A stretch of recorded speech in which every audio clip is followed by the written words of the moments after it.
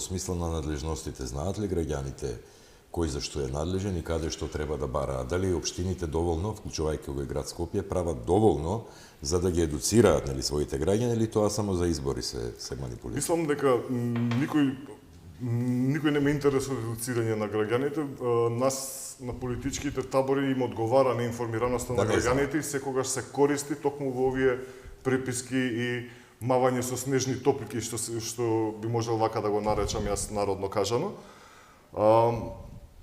Инспекцијските служби кажав дека конкретно имаме градежен државен инспекторат, каде што знаете дека во Скопје не се сеќавам кога последен пат интервенирал на Дивоград, без разлика во која општина станува збор. И тука би сакал да седнеме со општините, дали преку ЗЕЛС или доколку ја добиам довербата на граѓаните секако. Мислам дека градот Скопје треба да го превземе инспекцијскиот надзор и интервенциите во градот, во сите општини, затоа што знаете дека и самите општини не можат да одговорат на потребите и капацитетите, имаат по еден инспектор градежен, некои дури општини едно исто лице го користат, 2 до 3 општини си го превземаат и си го позајмуваат.